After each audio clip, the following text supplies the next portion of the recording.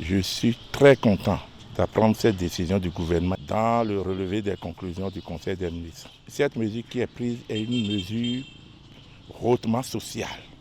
Ces ex-agents des médias publics se sont trouvés dans une condition de précarité.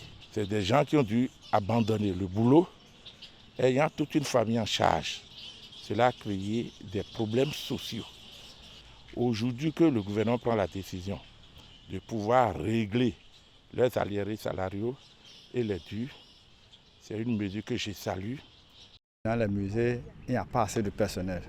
Il y a à peine 2 ou 3, 4 personnes qui sont payées par les fonds de l'État. Et les responsables des musées, à l'époque, recrutaient des gens. Et ils étaient payés sur les recettes. Depuis 2018, nous n'avons plus de salaire. On n'a plus de fonds. Oui, les visiteurs sont gratuites, il n'y a pas de subvention. Ils sont repartis sans rien. Et maintenant, le gouvernement a voulu les dédommager. Ça, c'est du social. Depuis ce temps, je faisais le commerce. Je vendais des produits agricoles. C'est mon mari qui faisait ces choses. Il était technicien agricole. Donc j'ai commencé par vendre ces choses. Mais c'était difficile. On souffrait beaucoup avant. Mais aujourd'hui, on est fiers. On remercie le président Patrice Talon.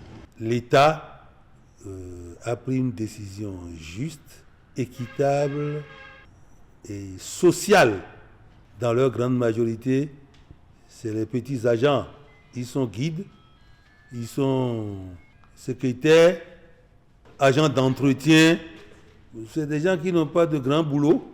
Ils constituent une couche fragile, vulnérable, mais que l'État ait choisi d'améliorer la situation de ceux-là, malgré le temps que ça a duré. On ne peut qu'applaudir et remercier le gouvernement béninois.